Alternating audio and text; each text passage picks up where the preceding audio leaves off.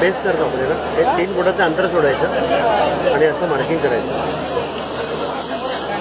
बरं मार्किंग आलं ते मार्किंग खाली आलं. मार्किंग यासाठी केलं आहे की या गोलाच्या आतमध्ये 3 रंग टाकायचे. पहिला रंग त्या मार्किंगवर टाकला. दुसरा रंग टाकताना आधीच्या रंगांमध्ये थोडंसं त्याला मिक्स करून टाकलं. तिसरा रंग हा मध्ये पूर्ण भरून टाकला. हा झाला बेस. बेस केल्यानंतर मी सेंटर पॉईंट काढला. तर सेंटर आणि डिझाईनचा सेंटर आपण एकमेकांना फक्त मॅच केलं आहे.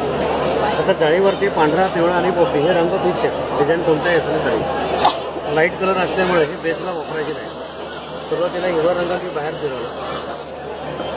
त्याच्याखाली पिवळा रंग आधीच्या रंगांमध्ये थोडंसं ओव्हरलॅप करून फिरवलं.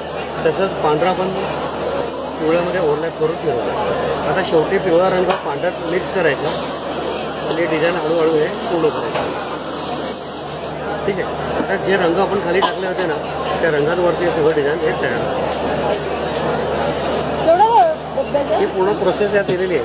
रंग कोणती खाली टाकायचे आहेत,